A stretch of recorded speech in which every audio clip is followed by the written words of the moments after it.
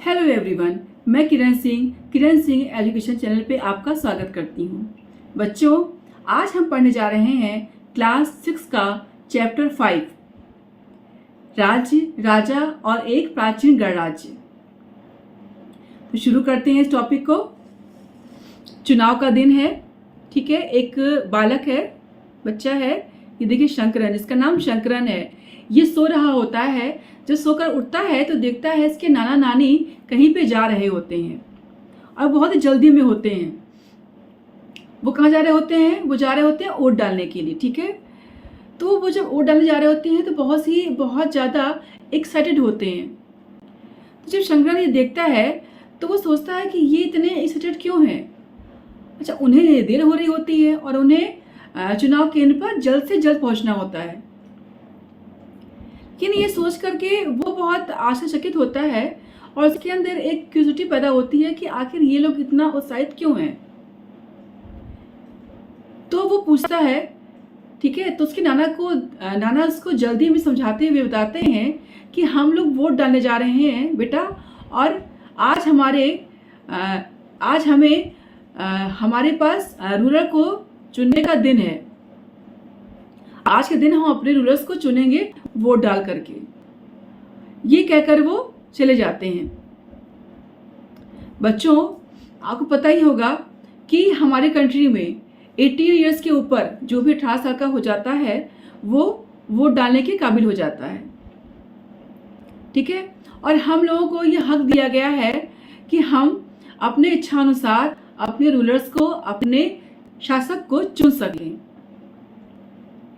क्योंकि हमारा जो देश है ये एक लोकतांत्रिक देश है, यानी कि ये एक डेमोक्रेटिक कंट्री है, ठीक है। तो ऐसी बहुत सारी कंट्रीज हैं जहां पर ये डेमोक्रेटिक कंट्री नहीं है। वो कंट्री जो है डेमोक्रेटिक कंट्री नहीं है, वहां पर डेमोक्रेसी नहीं है। ऐसे कौन से देश है? ऐसे देश है आपके नॉर्थ कोरिया, ठीक है, ओमान, सऊदी अरब, कतर, ठीक है, और मोरक्को, चीन। ये सारी जो कंट्रीज हैं ये आपकी ऐसे कंट्रीज हैं जहां पर अभी भी राजशासन चल रहा है, ठीक है, जहां पे डेमोक्रेसी नहीं है। लोगों को अपना शासक, अपना रूलर चुनने का हक नहीं है, ठीक है। चीन में क्या है कि चीन में तो एक कम्युनिस्ट पार्टी है, उसी पार्टी के लोग ही हमेशा चुने जाते हैं, है ना। जनता के पास हक नहीं चुनने का। लेकिन हमारी कंट्रीज में और ऐसे 56 कंट्रीज हैं जहां पर डेमोक्रेसी है, जहां पर जनता को अपने रूलर्स को चुनने का हक दिया गया है ना।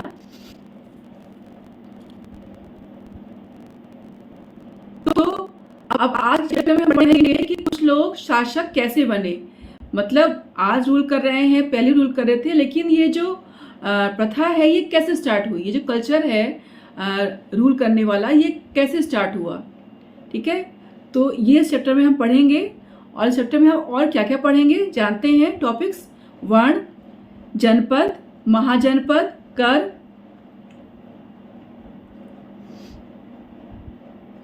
कृषि में परिवर्तन, सूक्ष्म निरीक्षण, मगध, वज्जी और अजात शत्रु और वज्जी संघ। इन टॉपिक के बारे में हम आज पढ़ेंगे, ठीक है बच्चों। तो पहला हमारा टॉपिक क्या है कि कुछ लोग शासक कैसे बने।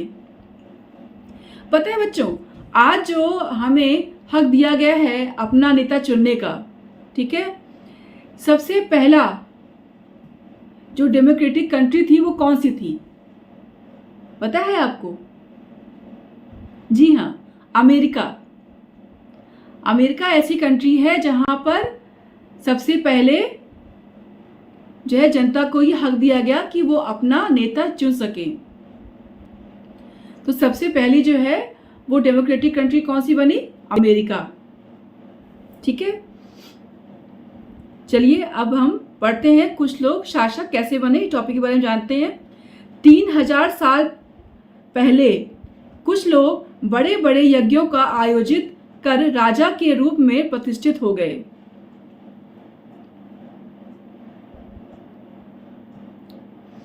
मतलब 3000 मतलब 3000 साल पहले, यानी कि अगर हम 2000 ईयर्स को उससे माइनस कर देते हैं तो बचता है 1000, यानी कि 1000 BC में।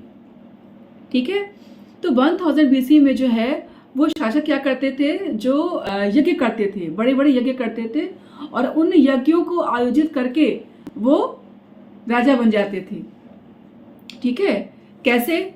एक यज्ञ था अश्वमेध यज्ञ, है ना। अश्वमेध यज्ञ एक ऐसा ही आयोजन था। ठीक है, इसमें एक घोड़े को राजा के लोगों की देखरेख में स्वतंत्र विचरण के लिए छोड़ दिया जाता था। बच्चों, क्या होता था कि घोड़े पर कोई कपड़े का या फिर कोई तख्ती, क्या कहते हैं, कोई बोर्ड टांग दिया जाता था लिख कर करके। ठीक है, राजा का नाम, जो राजा यज्ञ कर रहा होता था उस राजा का, उस राज्य का नाम जो है उस पर लिख दिया जाता था। घोड़ा घूमता था, अलग अलग राज्यों में जाता था, है ना। और जो राजा उस घोड़े को रोकता नहीं था, उस घोड़े को आगे बढ़ने देता था, इसका मतलब ये था कि वो राजा युद्ध नहीं करना चाहता है, और वो ये मान गया है कि सामने वाला राजा जो है वो हमसे ज़्यादा पावरफुल है, हम उससे जीत नहीं सकते, इसलिए वो अपने आप को, अपने राज्य को उस राजा के राज्य में सम्मिलित कर देता है, करने के लिए तैयार है। ठीक है, और जो राजा उस घोड़े को रोकता था, ठीक है, आगे बढ़ने से, इट मीन्स कि वो युद्ध करने के लिए तैयार है। अच्छा, ये बातें घोड़ा के क्या नहीं बताता था? आपको लग रहा होगा कि घोड़े को छोड़ दिया जाता था तो घोड़ा कैसे बताएगा, फिर घोड़ा तो नहीं बोलेगा ना हमारी लैंग्वेज। ठीक है, तो होता क्या था कि घोड़े के साथ साथ कुछ सैनिकों को भी भेज दिया जाता था। घोड़ा आगे आगे, पीछे पीछे सैनिक चलते थे, और सैनिक आके बताते थे कि इस राजा ने नहीं रोका। ठीक है, तो उन्हें वो बताते थे कि आप यहाँ पे यज्ञ हो रहा है, आप वहाँ पे जाकर के सम्मिलित हो जाएं। ठीक है, अब से ज्वाइन करिए उस यज्ञ को। और जो राजा रोकते थे उस घोड़े को, तो सैनिक जाकर बताते थे उस राजा को कि भाई उस राजा ने हमारे घोड़े को रोका है। ठीक है, तो राजा समझ जाता था कि इस राजा को हमसे युद्ध करना है। फिर दोनों युद्ध होता था, जो जीते वो हारे, वो तो अलग मैटर है ना। पर ये जो है, ये था प्रोसेस राजा बनने का, और राज्य को और राज्यों को भी अपने अंदर मिलाने का। ठीक है, तो जो राजा होता था वो यज्ञ कर रहा होता था। ये जो यज्ञ है, ठीक है, ये विशिष्ट पुरोहितों द्वारा संपन्न किया जाता था। ब्राह्मण ही करते थे, लेकिन ऐसा नहीं कि कोई भी ब्राह्मण इस यज्ञ को करता था। जो मेन ब्राह्मण होते थे, स्पेशल ब्राह्मण, जिन्हें वेदों का, उपनिषदों का, इनका ज्ञान था, सही मंत्रों का ज्ञान था, वो जो होते थे पुरोहित, ठीक है, वो लोग जो है इसको करते थे। जो पृष्ठ होते थे वो लोग इस यज्ञ को संपन्न कराते थे। जो राजा होता था उसे या तो सिंहासन पर या फिर बाघ की खाल बिछा करके उस पर उस राजा को बिठाया जाता था। वो उसकी आसनी होती थी, आसन होता था, या तो सिंहासन या फिर बाघ की छाल पर। ठीक है, और जो जो उनकी रानियां होती थी, ठीक है, राजा की जो रानियां होती थी, सॉरी, उनके जो पुत्र होते थे, वो लोग भी इस यज्ञ में शामिल होते थे, बैठते थे। अश्वमेध यज्ञ में कोई आहुति या वो उस कार्य में शामिल नहीं होते थे, वो अलग से छोटे छोटे अनुष्ठान और यज्ञ कर रहे होते थे।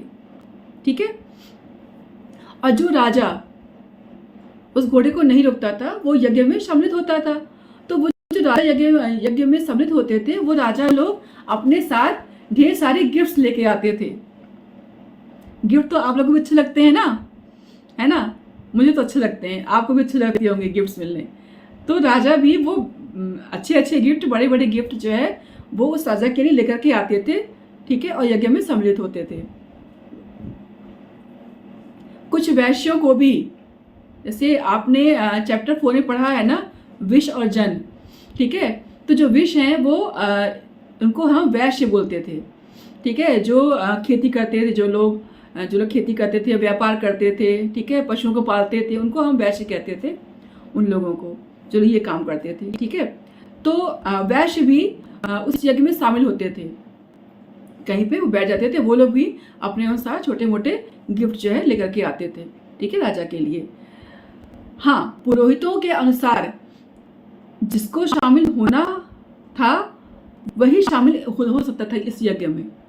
जिनको पुरोहितों ने, कृष्ण ने मना कर दिया कि ये इस यज्ञ में शामिल नहीं होंगे, आसपास आएंगे भी नहीं, तो वो उस यज्ञ के आसपास भी नहीं भटक सकते थे। वो कौन थे? शूद्र। शूद्रों को उस समय अनटचेबल माना जाता था, यानी कि हम उसे छू नहीं सकते। लगता था छू दिया तो महापाप हो जाएगा, ऐसा उस समय के पृष्ठ का कहना था। ठीक है, तो शूद्रों का उस यज्ञ में आना एकदम मना था, वो आसपास भी नहीं आ सकते थे यज्ञ के। ठीक है, और युद्ध के समय जो जैसे चैरियट पे राजा बैठता था, ठीक है, तो जो उनका चैरियटर होता था, चैरियटर, वो सब कुछ जानता था कि राजा किससे युद्ध कर रहा है, युद्ध में कितने लोगों को मारा, क्या क्या किया। ठीक है, तो जो चैरियटर होता था वो बैठ के यज्ञ में उनका गुणगान करता था। ठीक है, उनका बखान करता था कि भाई इस राजा ने ये किया, इतने युद्ध लड़े, उसको मारा, इसको ये किया। ठीक है ना, तो ब्ला ब्ला ब्ला ब्ला, यानी कि सारा जो भी इनकी क्वालिटीज, जो भी गुणगान होता था, उसको और बढ़ा चढ़ा करके वो वहां पे बोलता था, जो उस राजा का चैरियटर होता था। ठीक है, सारथी होता था। अब और बताया ना, रानियां जो होती थी वो लोग जो है वो करते थे। ठीक, अब हम पढ़ते हैं नेक्स्ट टॉपिक हमारा वर्ण। उस समय 4 सामाजिक वर्ग थे, ब्राह्मण, क्षत्रिय, वैश्य एवं शूद्र, है ना।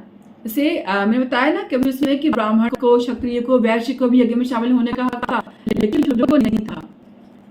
ठीक है, तो यही 4 वर्ग थे, ब्राह्मण, क्षत्रिय और वैश्य और शूद्र।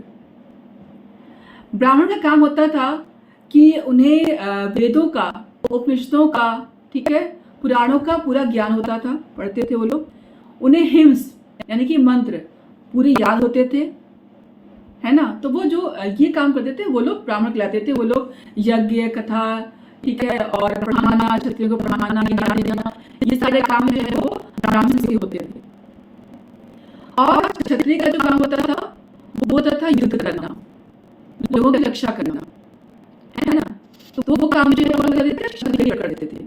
और वैश्य जो है बताया जैसे अभी पहले कि वो पशुपालन और खेती, ठीक है, और व्यापार, ये सब करते थे वैश्य लोग। जो शूद्र होते थे वो इन तीनों वर्णों के जो छोटे मोटे काम होते थे, जो काम वो नहीं करना चाहते हैं या जिस काम को वो लोग गंदा मानते थे, नहीं करना चाहते, चुनाव भी करते थे, वो सारे काम जो है वो ये शूद्र लोग करते थे। ये उस समय शूद्र की स्थिति थी। कह सकते हैं कि शूद्र की स्थिति जो है उस समय बहुत ही बुरी थी। शूद्र की ही नहीं, महिलाओं की भी। महिलाओं को भी उस समय के लोग शूद्र के समान मानते थे, इसीलिए महिलाओं को बहुत बड़े बड़े पूजा अनुष्ठानों में शामिल नहीं किया जाता था। सभाओं में जो युद्ध के लिए या कोई सभाएं होती थी, वो सभाओं में भी महिलाओं को शामिल नहीं करते थे। ठीक है ना, इन 2 लोगों को एकदम ही इन सब चीज़ों से बहिष्कृत किया गया था। ठीक है, ये था आपका वर्ण व्यवस्था, है ना।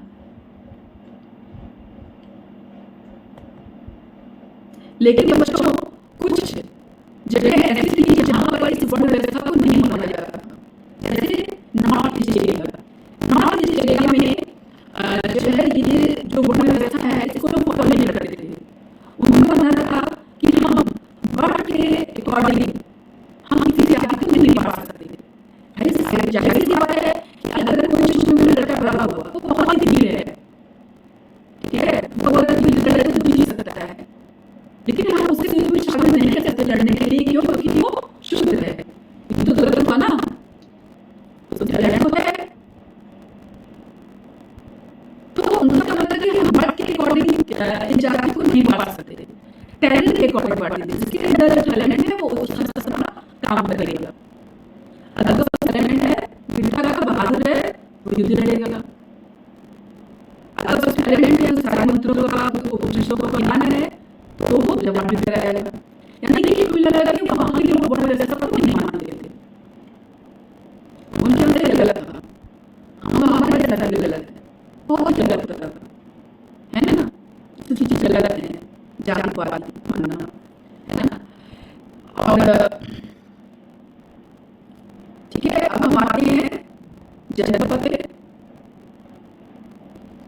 एक और चीज, जो शिशु होते थे, ठीक है ना, जो शिशु होते थे उनको इतना दबाया जाता था, इतना प्रताड़ित किया जाता था, इतना टॉर्चर किया जाता था कि इसी वजह से उन लोगों ने बहुत जैन धर्म बनाना शुरू कर दिया। जाहिर सी बात है ना, जब आप किसी को बहुत ज्यादा प्रेशराइज करोगे, बहुत ज्यादा टॉर्चर करोगे, तो फिर वो इंसान आपको चलेगा ही, ठीक है। तो उन्होंने विद्रोह किया और बौद्ध धर्म ज्वाइन कर लिया, क्योंकि बौद्ध धर्म जैन धर्म में वर्ण व्यवस्था नहीं थी, जाति पाति को नहीं माना जाता था, वहाँ पे सब इक्वल थे, इक्वलिटी की भावना थी वहाँ पे। अब चैप्टर 6 में मैं आपको बताऊंगी बौद्ध धर्म और जैन धर्म के बारे में, तो आपको मालूम चलेगा उसके बारे में, ठीक है। तो वो लोग वहाँ पे ज्वाइन कर लेते थे। अब हम पढ़ते हैं टॉपिक, अपना नेक्स्ट टॉपिक, जनपद। महायज्ञों को करने वाले राजा अब जन के राजा ना होकर जनपदों के राजा माने जाने लगे। जैसे क्या था कि चैप्टर 4 में आपने पढ़ा है ना कि राजा जन राजा होते थे। जैसे क्या होता था कि छोटे मोटे बताया मैंने आपको चैप्टर 4 में कि कुछ पब्लिक, जैसे कुछ लोग इकट्ठा हो जाते थे कि हाँ हमें उस जगह पर हमें लड़ाई लड़नी है, और क्योंकि हमें वहाँ पे जो कैटल्स हैं और जो लोग हैं उन पर जो है अपना कब्जा जमाना है, ठीक है। तो इसलिए जो लड़ाई लड़नी है तो उसके लिए प्लानिंग होती थी प्रॉपर कि कैसे क्या करना है, कौन लड़ेगा, कौन लीडर होगा। तो कुछ लोग बैठ करके एक असेंबली करते थे, ठीक है। वैदिक काल में, ऋग्वैदिक काल में कुछ लोग बैठ के असेंबली करते थे, और वो लोग ही एक व्यक्ति को चुनते थे जो उनका राजा होता था, ठीक है। जो उनका लीडर होता था, राजा होता था, वही उनके साथ वो बताता था क्या क्या करना है, कैसे करना है और किसको क्या करना है। ये सारी चीज़ें जो होती थी, चर्चाएं, ये उसी असेंबली में होती थी। ये सारे डिसीजन वहाँ पे लिए जाते थे असेंबली में, बड़ी सी असेंबली होती थी। वहाँ के राजा, आपने पढ़ा होगा चैप्टर 4 में, मैंने पढ़ाया है वीडियो में, कि वहाँ के जो राजा होते थे वो ऐसे महलों में नहीं रहते थे कि महलें हैं, महलों में रह रहे हैं, दास दासियाँ हैं, और ज्वेलरी, अच्छे से भारी कपड़े, महंगे महंगे, ठाट बाट है एकदम, ठीक है। वो हमेशा राजा बदलते रहते थे कि कोई भी कहीं भी अगर हमें जब कब्जा करना है तो कुछ लोग इकट्ठा हो गए, उनमें से किसी को राजा बना दिया, तो उसे कहते थे हम जन राजा। लेकिन अब इस काल में ऐसा नहीं था। 1000 साल पहले जो है, सॉरी 1000 BC में ऐसा नहीं था। अब जो है राजा जो है वो जनपदों के राजा बनने लगे, यज्ञ और अनुष्ठान के द्वारा, युद्धों के द्वारा। अब युद्ध जो है सिर्फ कैटल्स को पाने के लिए और लोगों पे कब्जा करने के लिए, लोगों को दास दासियां बनाने के लिए नहीं करते थे, ठीक है। अब लैंड को भी पाने के लिए लड़ाइयां लड़ी जाने लगी। जब लैंड पे आक्रमण किया गया, लैंड को हासिल किया गया, तो सीधे लैंड क्या हो गया, जनपद बन गया, वहां पे लोग रहने लगे।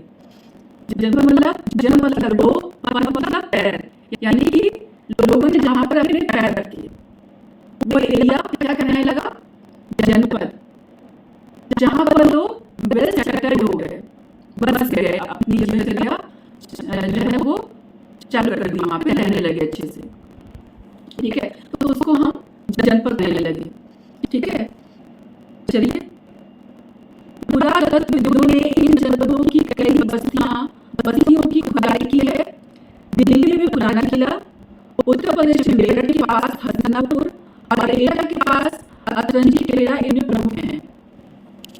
ये जो आर्कियोलॉजिस्ट ने खुदाई की तो उनको जो है ये जानकारी मिली कि ये जो जगह है ये जनपद हुआ करते थे उस समय, ठीक है। अच्छा, वो लोग क्या करते थे, क्या फसलें उगाते थे, तो वे लोग चावल, गेहूं, धान, जौ, दालें, गन्ना, तिल तथा सरसों जैसी फसलें उगाते थे। बच्चों, खेती तो हमारी हड़प्पा से स्टार्ट हो गई थी, है ना, ठीक है। तो हड़प्पा में भी कुछ फसलें उगाई जाती थी, कुछ फसलें हमारी वैदिक काल में यानी वैदिक काल में भी उगाई जाती थी। हड़प्पा काल में कुछ फसलें उगाई गई, उसके अलावा कुछ नई फसलें आपकी वैदिक काल में उगाई गई। अब इस काल में ऐसी कौन सी नई फसलें है जो उन दोनों समय में नहीं उगाई जाती थी, इस समय उगाई जाती थी?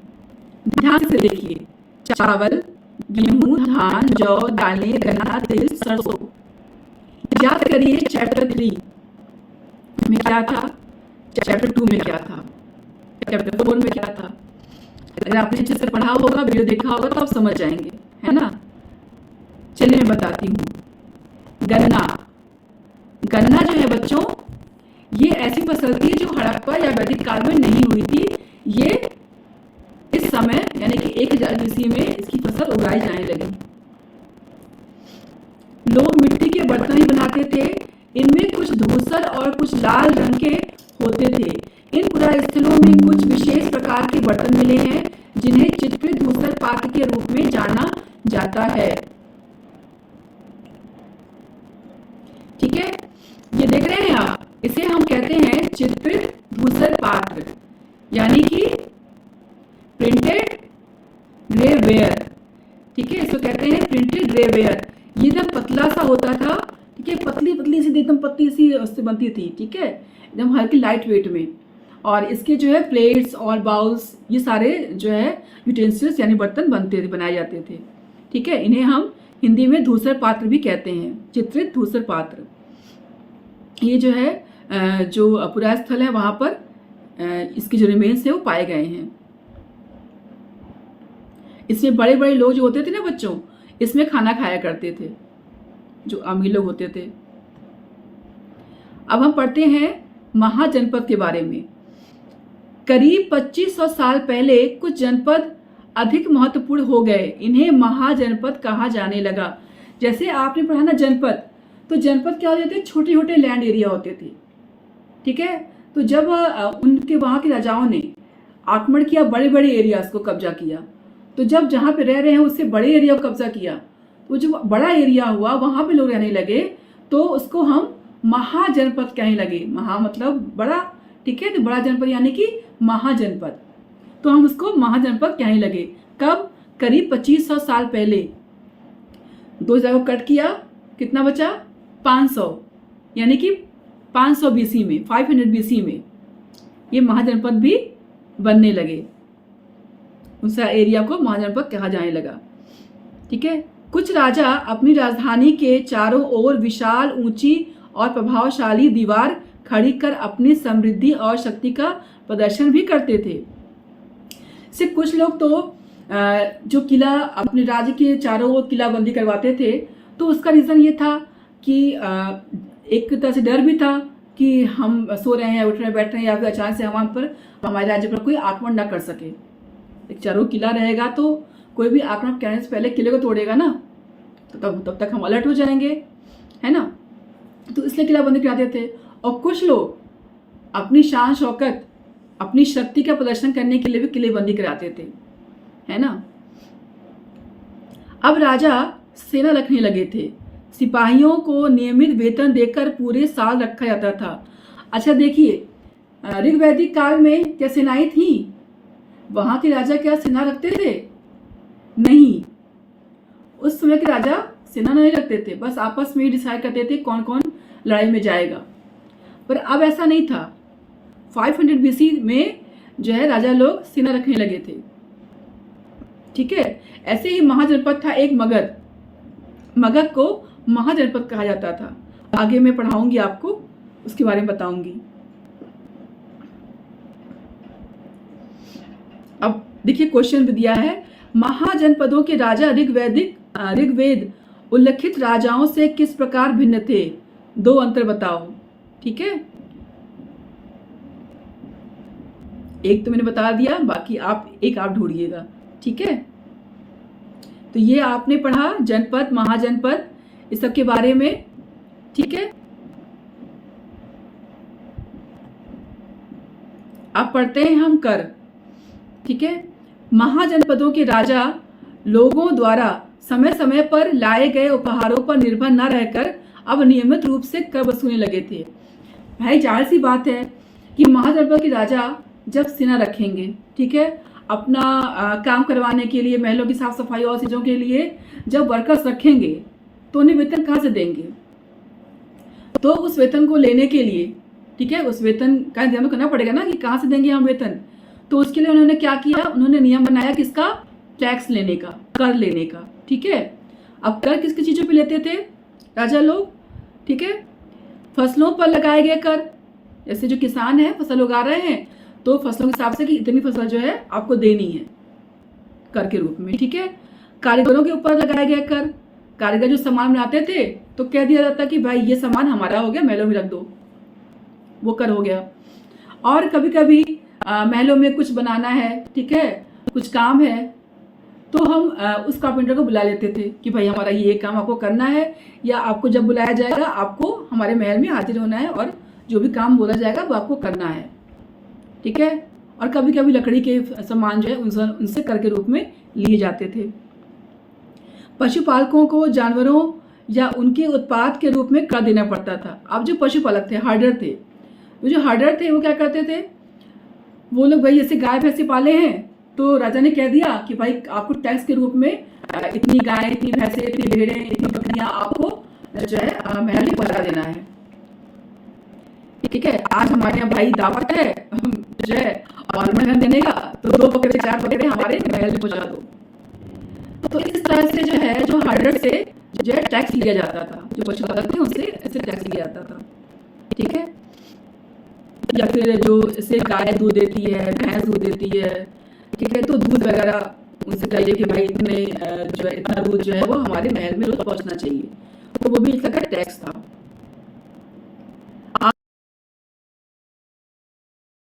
आखिर जंगल से प्राप्त वस्तु देनी होती थी। अच्छा, अब लगता होगा ना कि आखिरतक और संग्राहक क्या देते होंगे? तो बच्चों जो हंटर गैदर होते थे, ठीक है, आखिरतक और संग्राहक होते थे, हंटर गैदर, वो जगह जगह घूमते थे, इस जगह से उस जगह, उस जगह से उस जगह। तो जगह जगह घूमने पे जो चीजें वो गैदर करते थे, ठीक है, उन चीजों में से कुछ चीजें उनको राजा को देनी पड़ती थी। ठीक है, ये हो गया आपका टैक्स के बारे में। कृषि परिवर्तन, इस युग में कृषि में बहुत बड़ा परिवर्तन हुआ। 2 परिवर्तन तो मुख्य थे, वो कौन कौन से थे? ठीक है, 2 बड़े परिवर्तन आए। हल के फाल अब लोहे के बनने लगे। होता क्या था कि इस काल में यानी 500 बीसी में 1000 बीसी से लेकर 500 बीसी तक में होता क्या था कि लोहे के सामान जो है वो मिलने लगे, लोहा मिलने लगा। ठीक है, तो लोहे जब मिलने लगा तो लोहे से चीजें बननी शुरू हुई। पहले क्या था कि हड़प्पा काल में, वैदिक काल में लकड़ी के बनते थे हथियार वगैरह, है ना, जो फाल होती थी, जो भी चीजें तो लकड़ी का बनता था, कुल्हाड़ी है और खुरपा जो आज कहते हैं ना, वो तो लकड़ी का बनता था। लेकिन जब लोहा मिलने लगा, ठीक है, तो लोहे से बनने लगा, तो उससे क्या होता है कि लोहा भाई तेज है, मजबूत है, तो उससे हम धुलाई कर रहे हैं, कुछ भी कर रहे हैं तो वो बहुत ही अच्छे से हो रहा है ना। तो ये फायदा हुआ लोहे के मिलने से। ठीक है, और दूसरा, खेतों में बीज छिड़क कर धान उपजाने के बजाय धान की पौधा तैयार कर उसका रोपण शुरू किया गया। रोपण यानी कि पैडी। ठीक है, पहले क्या होता था कि हड़प्पा में, वैदिक काल में कि भाई बीजों को छिड़क दिया और फसल उगाई, फसलों को काट लिया, यूज कर रहे हैं अपने खाने में। लेकिन इस काल में क्या हुआ, इस काल का आते आते लोग भाई एडवांस हो गए, तो लोगों ने क्या किया कि पौधों का जो है रोपण शुरू कर दिया। ठीक है, पौधों का रोपण शुरू कर दिया, यानी कि प्लांट पैडी। तो जब प्लांटेशन पैडी शुरू की तो उसमें क्या करते थे, इसमें क्या होता है कि बीज जो छिड़का जाता है, ठीक है, जब पौधे उग जाते हैं, छोटे छोटे होते हैं, तो उन पौधों को उखाड़ कर फिर से लगाया जाता है। तो ऐसा करने से क्या होता है कि पैदावार बहुत ही ज्यादा होती है। सपोज करिए कि अगर एक खेत में 2 कुंटल गेहूं हो रहा है, ठीक है, गेहूं नहीं, धान, ठीक है, 2 कुंटल धान हो रहा है।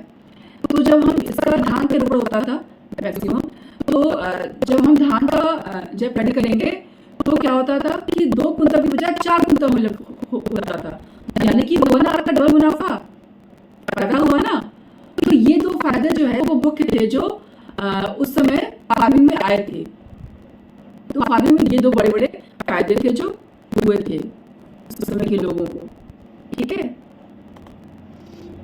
अब है सूक्ष्म निरीक्षण, इस पर मदद पर पर और वज्जी राज्य पर। पहले मगध पर डालते हैं नजर, पढ़ते हैं। 200 सालों के भीतर मगध सबसे महत्वपूर्ण जनपद बन गया।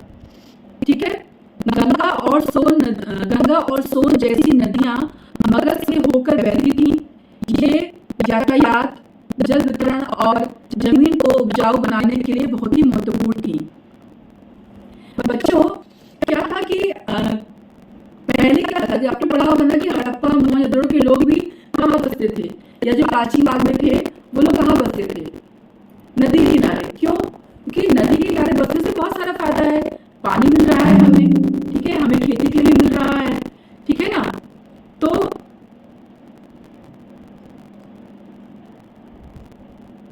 खेती के लिए मिल रहा है हमें पानी, तो इस तरह से वहां पे लोग नदी के आस बसने लगे। तो मगध जो राज्य था वो गंगा और सोन जैसी बड़ी नदियों के किनारे बसा हुआ था। तो उससे क्या था कि हमें यातायात करने में, ठीक है, ट्रैवलिंग करने में पानी से ही हम जा रहे हैं, ठीक है, हमारा जो सामान है वो एक्सपोर्ट इंपोर्ट आसानी से हो जा रहा है नदियों के माध्यम से। तो उसमें तो फ्लाइट थी नहीं है, तो बोट से ही लोग और रथ से यात्रा करते जाते सामान जाता था, सारा कुछ बैलगाड़ियों से, ठीक है ना। ये सारा फायदा था नदियों के होने से। और उसके बाद पूरा मगध जो था वो पूरा जंगल से घिरा हुआ था, जंगलों से। तो जंगल से घिरे होने के कारण क्या था, वहां पे लकड़ियां मिलती थी। तो लकड़ियां जो मिलती थी उससे भी काम होता था, वो भी हमारे लिए फायदेमंद थी, है ना। जानवर मिलते थे, तो जानवर भी हमारे पास ज़्यादा होते थे, ठीक है। लोहा मिलना शुरू हुआ, लौ के अयस्क मिलने शुरू हुए। तो यानी कि मगध के आसपास जो है बहुत सी चीजें ऐसी थी जिस वजह से मगध जो है महाजनपद बना, ठीक है। अब ये जो मगध था इसकी राजधानी जो है पहले राजगृह थी, जिसे आधुनिक इस समय राजगीर कहते हैं, ठीक है। तो कुछ सालों तक जो है वो लोग राजगीर यानी कि राजगृह को अपनी राजधानी मानते थे। उसके कुछ सालों बाद उन्होंने पाटलिपुत्र यानी कि जो आज से पटना है उसको अपनी राजधानी बना ली। तो लास्ट टाइम पे मगध की राजधानी जो है वो पटना हो गई थी। सिकंदर मिस्र और पश्चिमी एशिया के कुछ राज्यों को जीतता हुआ भारतीय उपमहाद्वीपों में व्यास नदी के किनारे तक पहुंच गया। सिकंदर जो था विश्व विजेता था, उसका ये था कि हमें पूरे विश्व को जो जीतना है। लेकिन जब वो यहाँ पे आया मगध के आसपास, तो उस समय जो है बिंबिसार और अजातशत्रु ये दो तो थे ही राजा, बहुत ही बड़े, बहुत ही बहादुर वीर। लेकिन इनके साथ साथ एक और थे, महापद्मनंद, जो बहुत ही वीर थे, बहुत बहादुर थे। तो जब सिकंदर ने कहा मगध पे आक्रमण करने के लिए, तो हाँ, सिकंदर के सैनिकों ने मना कर दिया, बोला कि नहीं, वहाँ पे आक्रमण करेंगे तो हमें दिक्कत हो सकती है, हम हार सकते हैं, क्योंकि उनके पास भाई जंगल था आसपास, तो हाथी घोड़ा सब मिल रहे थे आसानी से। तो उन्होंने कहा कि उनके पास हाथी घोड़े बहुत हैं, ठीक है, सेना भी ज़्यादा है, और ये हाथी घोड़े बहुत हैं जो हम लोगों को दबा देंगे। उनके पास हाथी घोड़ों की विशाल सेना है, ठीक है, तो हम उनसे जीत नहीं सकते। तो फिर सिकंदर ने वहां पर आक्रमण नहीं किया।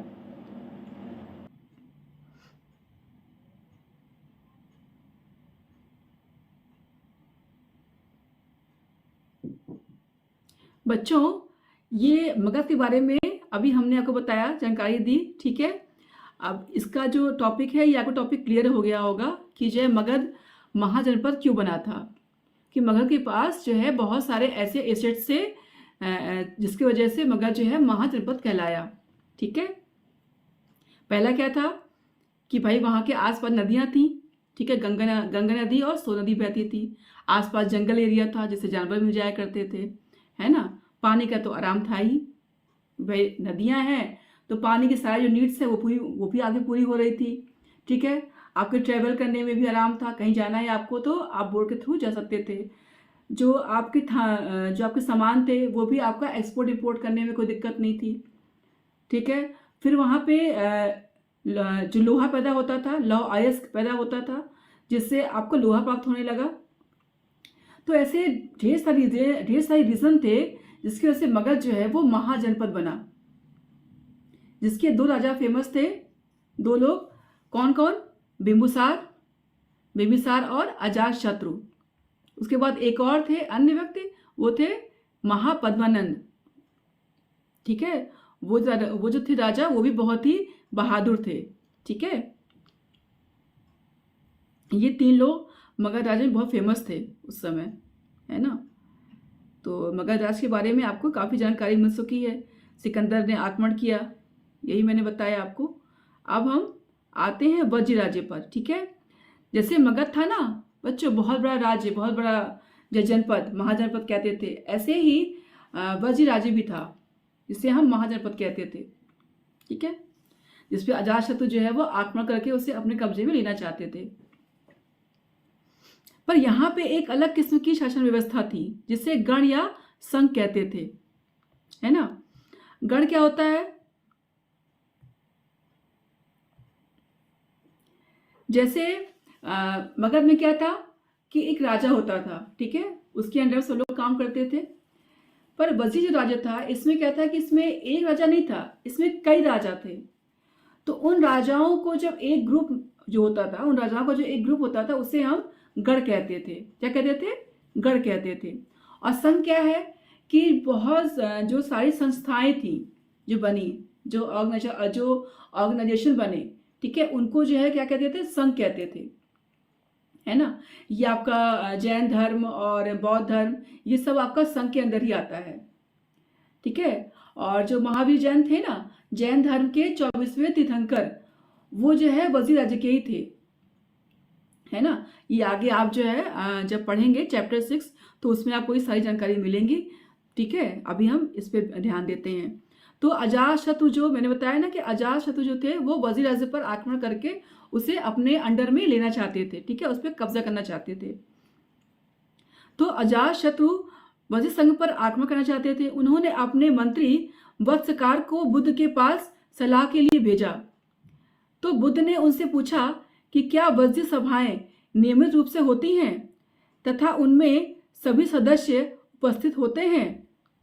जब उन्हें पता चला कि ऐसा होता है, तो उन्होंने कहा कि वज्जीवासी तब तक उन्नति करते रहेंगे जब तक, ये सारे पॉइंट्स हैं, ये पढ़ लीजिए, वे पूर्ण और नियमित सभाएं करते रहेंगे। मतलब जो भी असेंबली है वो डेली रूटीन में होती रहेगी, है ना। आपस में मिलजुल काम करेंगे, यानी कि एकता रहेगी, यूनिटी होगी उनके अंदर। ठीक, पारंपरिक नियमों का पालन करते रहेंगे। बड़ों का सम्मान, समर्थन और उनकी बातों पर ध्यान न देते रहेंगे। वज्जी महिलाओं के साथ जोर जबरदस्ती नहीं करेंगे और उन्हें बंधक नहीं बनाएंगे। शहरों तथा गांवों में चैत्यों का रख रखाव करेंगे। विभिन्न मतावलंबी संतों का सम्मान करेंगे और उनके आने या जाने पर कोई रोक नहीं लगाएंगे। बुद्ध ने कहा कि ये सारे पॉइंट जब होंगे तो उन्हें कोई भी जो है हरा नहीं पाएगा और उनको जो शासन है वो अच्छे से चलता रहेगा और वो उन्नति करते रहेंगे वज्जीवासी। अब देखिए मगध में और वज्जी राज्य थे, उसके बारे में बताती हूँ मैं। ये देखिए हस्तिनापुर है, ठीक है, पांचाल है, कौशांबी, राजगृह, वैशाली, वज्जी, मगध, अंग, ठीक है, ये सारे जो है आपको जनपद दिख रहे हैं, जिससे मगध और वज्जी क्या है? महाजनपद है। ठीक है, मगध क्या था? महाजनपद था, बाकी सारे ये जनपद हैं। दिख रहे हैं ना आपको मैप में, है ना। ये जो आप देख रहे हैं ये कौशांबी का में जो ये किला है, ठीक है, मैंने बताया था ना आपको पहले कि राजा लोग क्या करते थे कि अपने राज्य के चारों ओर किले बनवाते थे, है ना। बहुत ही बड़ी बड़ी ऊंची ऊंची दीवारें, मोटी मोटी मजबूत किलेबंदी करवाते थे। तो ये किला है कौशांबी जिले का, जो अभी आज के डेट में प्रयागराज में है, ठीक है, इलाहाबाद यानी कि प्रयागराज में ये कौशांबी जिला है, यहाँ पे ये किला है, ठीक है।